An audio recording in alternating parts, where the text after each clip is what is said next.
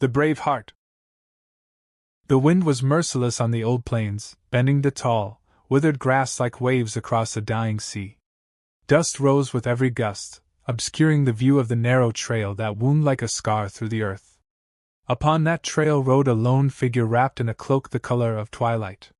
Her name was Elira, and she carried no banner, no insignia, no wealth, only the memory of fire and the burden of a promise. Many years had passed since the night that shaped her. In the Emerald Valley, she had known a childhood of peace. Birds sang in orchards, her father's hammer rang bright against steel, and her mother's hands healed both wound and spirit. People lived simply, farming the rich soil and trading in the river markets that glimmered at dawn. But even the most serene valley cannot hide from war forever. The invaders came during the snow season, when the valley lay sleeping. Without warning, black-armored raiders descended from the highlands. They wore horn helms and bore the symbol of the eye-devouring, a sign of the Wraith King, a warlord from the frozen north who claimed dominion over all fertile land. That night, fire and ash consumed Elira's home.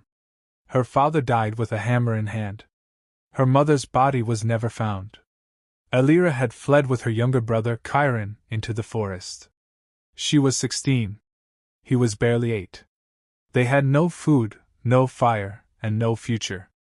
On the third night, as frost crept into their bones and wolves howled in the dark, Chiron stopped breathing. Elira held him until sunrise, whispering songs her mother used to sing. When the sun finally rose, it did so over the shell of a girl who had lost everything. But grief did not kill her. It transformed her. She buried Chiron beneath a birch tree and carved a simple phrase into the bark: "I will not let the fire win." Elira wandered for years. She begged, stole, fought, and survived in cities and wastelands alike. She met mercenaries who taught her to fight not with rage, but with focus. She learned how to read maps, how to move in silence, and how to slip into castles and back out with secrets in hand. A wandering scholar from the Isles taught her languages and the history of tyrants past. An old knight, blind in one eye, taught her how to hold a blade with grace and how to kill with mercy. She made her coin by protecting travelers, recovering stolen goods, or hunting those no one else dared to face. Stories began to follow her. Some called her the ghost of the valley, others the willow blade. But she never stayed long enough to hear them. She was always moving, always listening, always hunting for news of warlords, of tyrants, of those who brought fire where there should be peace. That was how she heard of Caradin. Caradin had once been a beacon of learning and light, a city with marble towers and night gardens that glowed with lantern lilies. But a new king had risen, King Varric, son of a noble house twisted by greed. He had seized power by poisoning the old council, marrying a sorceress from the Ash Coast, and finding the Ember Heart, a relic from a time when gods still walked the land. With it, he raised an army not of men, but of creatures formed from shadow and bone.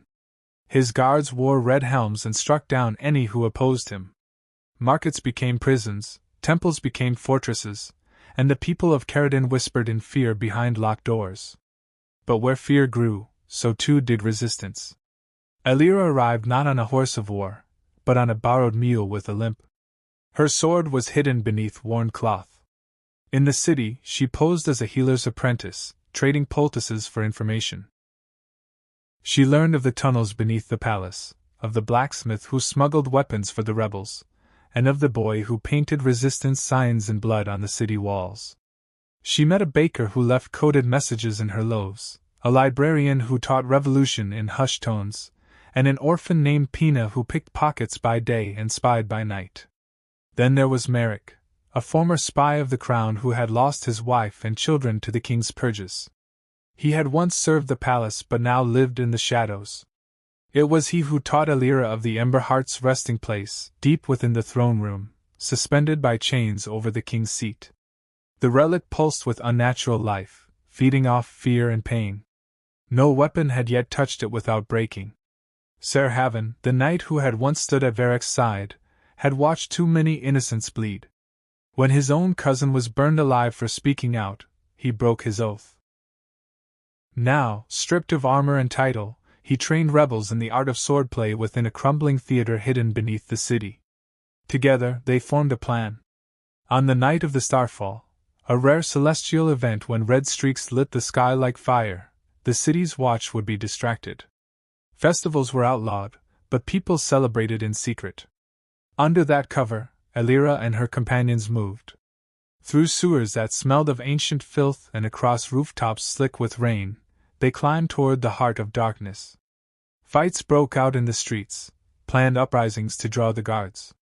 Fires were lit not to destroy but to signal others. Rebels moved like ghosts, striking and vanishing. Haven led one front, keeping the Red Guard busy. Pina snuck into the treasury and freed the political prisoners.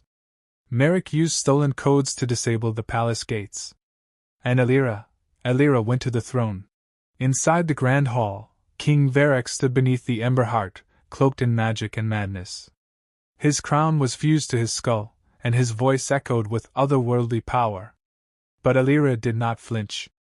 Her blade, forged from the same ore her father once used, gleamed with defiance. He offered her mercy. He offered her power. He promised her anything if she would kneel. She answered only with steel. The battle was terrible. The Ember Heart lashed out with fire and illusion, turning memory against her. She saw her mother, her brother, and her younger self, but she cut through them all. Every strike was a story, every wound a memory, every breath a promise upheld. In the final moment, as her knees buckled and her blood stained the floor, she flung her dagger, not at the king, but at the chain above the relic. It snapped. The Ember Heart fell. Varek lunged to catch it, but Elira was faster. She drove her blade into the relic itself.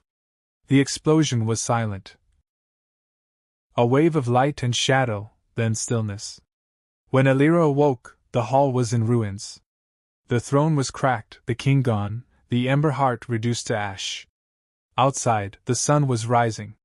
The city would never be the same. Caradin had been freed not by an army but by a handful of souls brave enough to try. Elira refused any reward. She left before the songs could be written, before statues could be raised.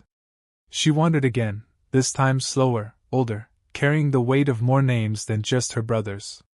In villages reclaimed from tyrants, children whispered of her passing. In cities learning to breathe again, her legend grew. But she never stayed, never settled. In the wildlands beyond maps, a figure could sometimes be seen watching over those in need, a blade on her back, a storm in her eyes, and a fire in her heart that never died. Elira had no crown. She built no kingdom. But wherever she walked, people remembered what it meant to resist. What it meant to hope. They remembered the brave heart.